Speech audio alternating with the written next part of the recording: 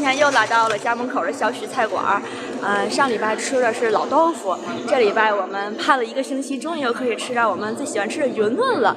我觉得这个早点呢，最好吃的不是什么名店，而是家门口的店。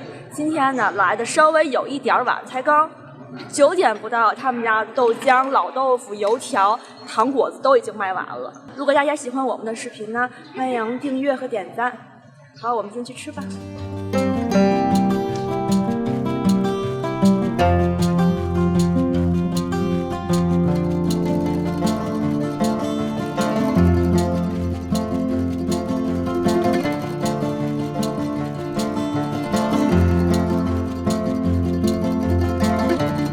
他们家的早点铺呢，在我们这附近呢是非常火。现在呢大概9点钟不到，豆浆、油条、糖果子、老豆腐已经全都没有了，刚好有我们喜欢吃的云吞，所以正好就点了2碗。然后我们点了这2碗以后，可能就还剩1-2碗了，没有多少了。然后呢，他买了一套这个是我们上班的时候经常买的。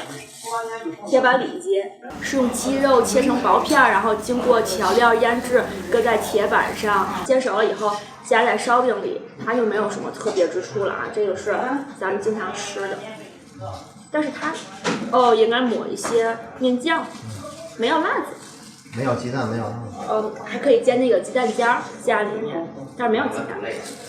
我们现在来尝一下这个云吞。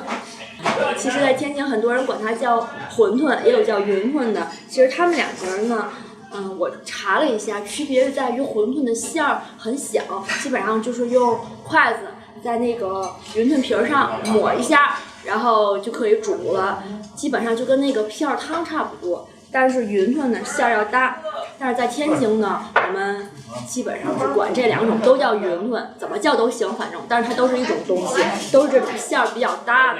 没了。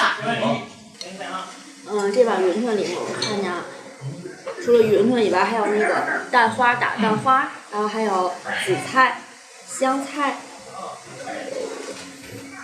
小虾米，还有一些冬菜。冬菜就是作为配料小咸菜吧，抓一小点儿搁里面。上面点一些香油，其他没有什么别的东西了，主要是汤。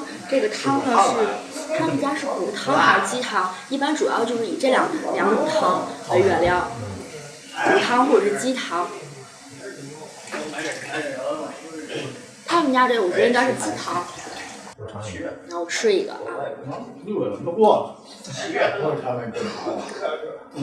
这个绝对是云吞的标准，因为馅儿特别大。在天津呢，有很多回民，他们的管这个云吞呢就不叫这个了，就叫菱角汤。里面的馅儿还有高汤呢，都是用羊肉制作的。不管是用什么呢，反正都是离不开这个云吞的美味，很多人还是喜欢这个味道。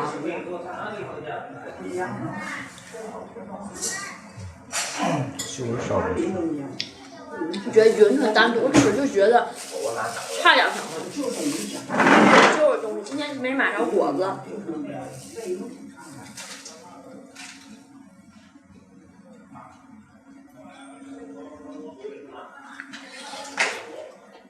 这个烧饼里脊正好，好长时间没吃烧饼里脊了。你老公在家？不像是该拿那便宜，不看了吃。老公太老了。别看这紫菜它搁的不多，但是它那个香味完全就融到汤里面了，还有香油也是，一点点香油就让这汤非常鲜。你俩一个。我都不回家，他都不出门。那个你要吃云吞的，一般桌子上有额外的调料，比如说这个是味精，还有胡椒，这个是盐。不过我觉得这个味道呢已经够重了，不用再搁了，然后可以搁一点胡椒面，这样可以有一点辣辣的。云吞不能搁辣椒啊，云吞像老豆腐还搁辣椒，云吞千万不能搁，奇怪了。就开始赔钱。你可以开始吃。我们现在可以开始吃了啊。小的也磨练，老的也得磨练。太差了，老娘。吃一口云吞，喝一口汤，汤里面有东西比较丰富。那有一点小，有点强。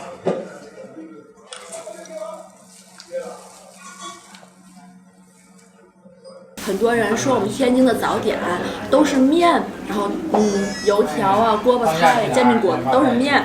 今天咱们这个吃这里面终于有肉了。这云吞的好不好呢？主要看这个，一个是看这个汤是不是鲜，是高汤；第二个就是云吞里面的馅儿。它这个馅儿呢，最好是用当天的鲜肉，早上起来剁馅儿，然后和馅儿，这样味道更鲜美。如果是前一天的馅儿呢，这样呢肉里面的那个隔夜的味道和调料的味道呢就不太好了。我们现在已经吃完了，出来了。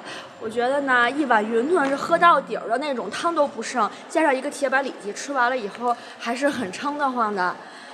然后刚才出来的时候，老板说他们家中午要上一个新产品，叫做云南辣子鸡，然后下次我们可以来吃一下。好了，今天的视频就到这里，如果大家喜欢我们呢，欢迎点赞，拜拜。